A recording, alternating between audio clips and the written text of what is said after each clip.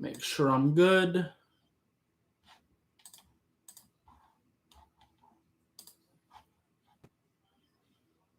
That good? Yeah. Okay, cool. All right, cool. Making sure the audio was working. All right. Oh, another W. Oh man, this season has been kind of nuts. I don't know. Again, I don't know why we waited so long to start playing like we were supposed to this year. I don't get it, but I'm glad we finally kicked it. We finally started playing like we're supposed to, because this is what I was expecting before the season. I was expecting our offense to struggle. I was expecting the offensive line to be bad, probably not have much success in the run game. But our defense would be crazy. We'd be getting sacks and turnovers and that type of thing. And our offense would kind of have to go through Tua.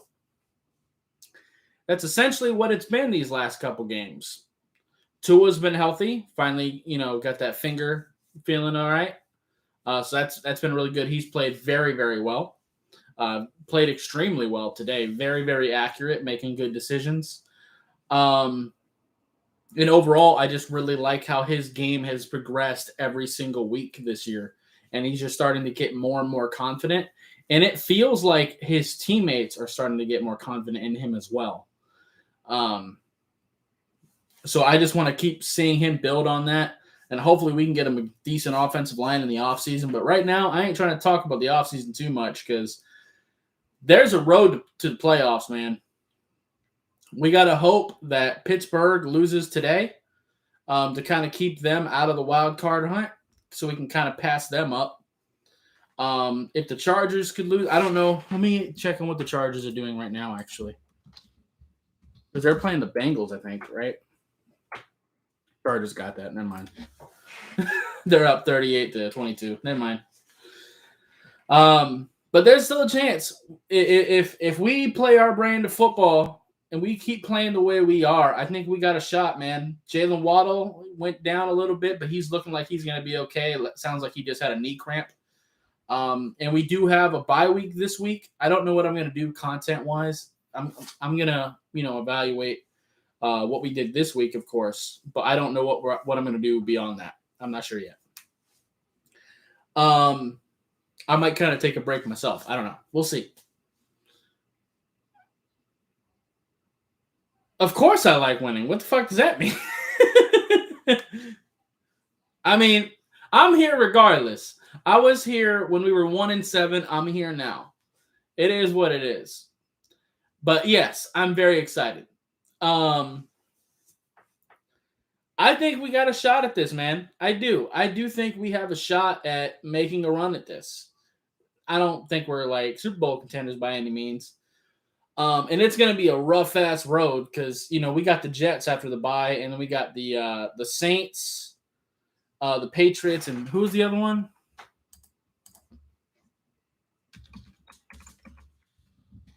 Hang on, Titans. That's right.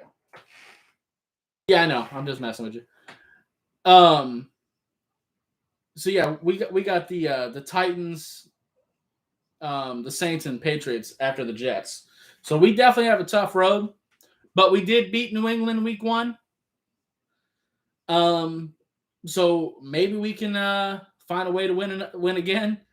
And the Titans are looking pretty beatable right now without Derrick Henry, and the Saints as well. I think Taysom Hill and Trevor Siemian are both terrible, so I think those are winnable. The Patriots are definitely a tough one, though. Hopefully some other teams will start losing a little bit to kind of free some room for us.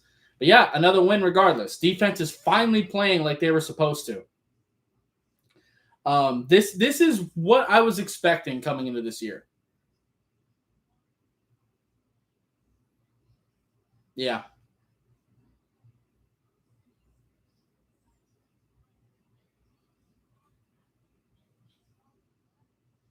No, I'm here. I'm here regardless.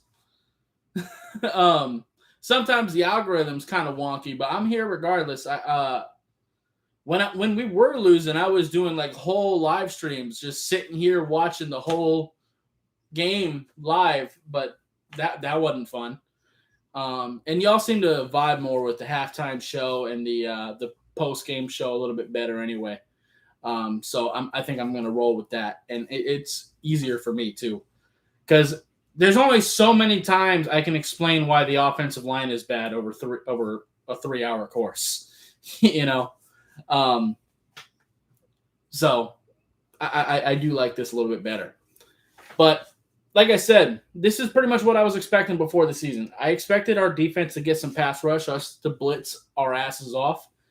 I expected some good coverage on the back end from our defensive backs, and I expected sacks, turnovers, swatted passes, and that's finally what we're getting.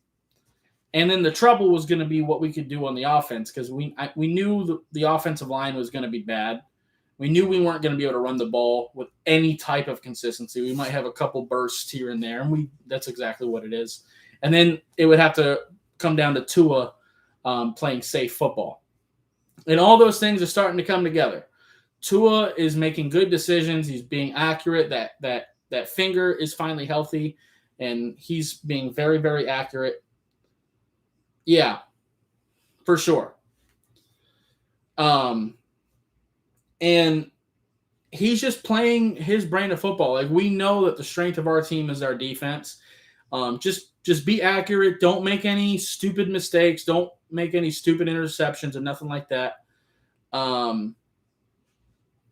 And yeah, we'll just continue like that. Now, unfortunately, Jason Sanders has taken a bit of a step back, but I'm willing to kind of let him work through it a little bit. Hopefully we can get him back to how he was, because he is a little bit worse this year. I ain't going to lie. Because last year, if Jason Sanders had to go up and kick, I just had a thought that he would. Hang on. I can't.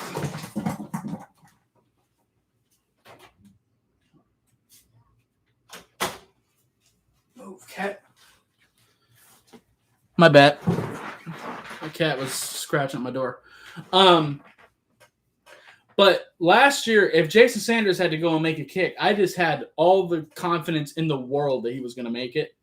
And now I'm holding my breath a little bit more. So hopefully he can kind of clean that up a little bit.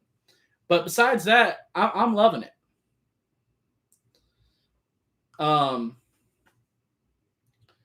I just love the fight that we have. And this is just further shown to me that Brian Flores is our head coach moving forward. I don't like Chris Grier. I still don't like Chris Grier. I still think he can't draft. But as far as Brian Flores getting the guys we have going, absolutely. We were 1-7, and this team did not quit.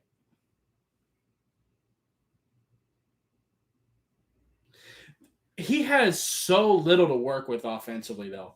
Like, I legitimately think our offensive line is probably the worst NFL offensive line I might have ever seen. Like, it's that bad. Like, starting offensive line. Because there's been some teams where, like, they get rocked by injury, like Dallas last year, where they lose their entire starting 5 line and a lot of their backups. But our starting offensive line is atrocious. I hate every offensive lineman we have right now. So, and the running backs are pretty mediocre. Receiving core is good. But there just isn't a whole lot to offer from the offense. Like, the people who are playing consistently are getting the ball consistently. Tua is being accurate, so they're letting the offense run through him.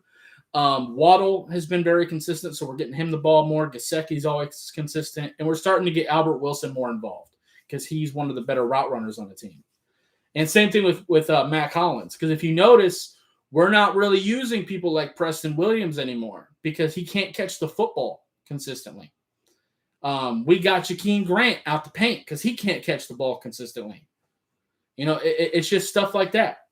We're just slowly working those people out.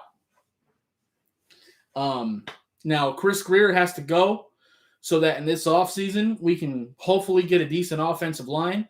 I just posted on Twitter as well. Follow me there if you haven't. that the salary cap is expected to go up like a solid 20 million in this offseason, and we already have quite a bit of cap space. I'm not sure what offensive linemen are going to be available, but between the draft and free agency, we have to fix this offensive line. Now, I'm not necessarily expecting us to get 5 starting offensive linemen in this offseason. That's probably not likely. But if we can at least get 3 solid ones, I'll be good with that. We need at least a center and a couple of tackles, and then we can kind of mix and match at the guard positions until we figure something out. I think Robert Hunt at guard can be fine if we had better guys around him. And we'll figure something out at left guard, I guess. But if you can, you just get 4 or 5. That'd be great. I think if we did that, I think we'd be pretty solid, man. I do think we could use some linebacker help, though, to be fair. Inside linebacker specifically, and maybe a little bit more depth at edge, because we are kind of getting down there with Brennan Scarlett out. Like, we don't really have a whole lot depth wise there, but that it is what it is. I'll tell you, this is something I kind of thought. With us playing an extra game, I think it's kind of time for them to expand past 53 players. If we're going to be playing more games, you should be able to have more players on your active roster to rotate. That's just my thought. But who am I? I'm just a YouTuber. Who the fuck knows? Yeah, it's been a great revival of this team. Really shows the fight that we have. They haven't quit on each other at all. It seems like the team is finally starting to rally around Tua, which is really good. I think they got a good look at what Jacoby Brissett is in comparison to Tua, and when they see what Tua can do, it's no comparison. And Jacoby Brissett isn't just some terrible quarterback, but in comparison, dude, boy, Devin Lloyd, I'm not that far into the draft process yet. Right now, I'm liking Charles Cross and what's my man? Hang on, let me pull up my draft board here. I'm not gonna show it to y'all yet because it's a little early for that, but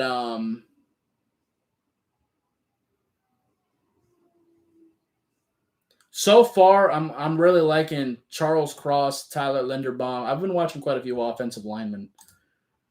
Evan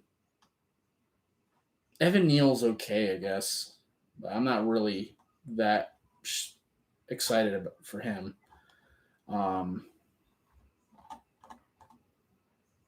Zion Nelson's kind of whack. I don't know. It's still pretty early. I'm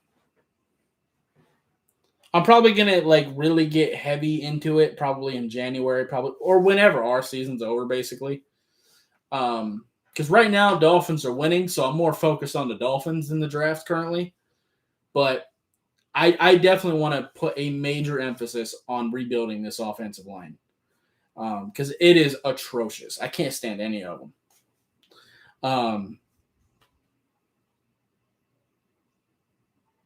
That's why I just want to draft some guys who are ready now. Like, I think Charles Cross and Tyler Linderbaum can be plugged in and play right now. That's just how I feel. That's why I kind of wanted Rashawn Slater. Now, don't get me wrong. I love Jalen Waddle. But Rashawn Slater would have been able to plug and play at left tackle right now, and he's been amazing for the Chargers. Now, I don't know if I would trade that because the productivity that Waddle's given us has been insane. So I don't know. So far, all 3 of our first picks have been pretty good. Beyond that, it gets a little whack. I ain't going to lie to you. I wasn't a big fan of the Javon Holland pick, again, just because I really wanted O-line. I really wanted Landon Dickerson or Tevin Jenkins. I wanted one or the other when they were both sitting there. So, whatever. But either way, Phillips, Waddle, and Holland are all playing very well. So, Yeah, and Brandon Jones has really developed too. They seem to be able to develop safeties pretty well because Brandon Jones was kind of whack last year, but he's really turned it around big time. And we've also kind of set a significant role for him as well. I am very excited to see how those two develop going forward because I think their chemistry is already working very well now. And I'm very interested to see how that continues to build. And hopefully we can find a way to hang on to X because the way he's played, I can't really see us letting him go because we can't draft. If we could draft well, I'd be more confident in letting someone like him go, but we can't. So I want to just try to hang on to him. But that's just me. But really, we have quite a bit of cap space. I really want to put some decent money into the O-line too. Again, if we were a good drafting team, I wouldn't suggest that at all. I like the idea of drafting your guys because then you get them cheap and talented, but Miami can't draft, so I don't know about that. I don't even necessarily think it's our development of the offensive linemen. I just don't think we've picked the right guys. Because I'm going to be honest, as far as the development goes, Austin Jackson is terrible. Liam Eichenberg actually wasn't actually that bad to me. I don't know what the hell happened with him. His hands like jumped off a cliff since college. Because if you watch the college film, you know, his feet and hands were actually pretty good. The biggest issue with him is that he just wasn't strong enough. He just needed to get into an NFL weight room and, get in their strength and conditioning program, get a little bit bigger. But beyond that, he looked like a pretty good player. But I don't know what the hell happened with his hands. He just starts messing with them now all of a sudden. I don't know. I wouldn't mind getting a new O-line coach in this offseason. Definitely would not mind that idea at all. Someone who actually knows how to teach people to get their hands inside would be nice. But I also feel like you shouldn't have to teach people the basics of football in the NFL. You should already know that. You know? You should already know where to put your hands by the time you get to the league. So, but anyway, I think I'm going to call it here. I just wanted to kind of give my thoughts real quick. But yeah. Anyway, if you like this, I appreciate hitting the like button. If you have any questions or comments, leave in the comments down below after this becomes a video, and I'll see you next time. Bye, guys.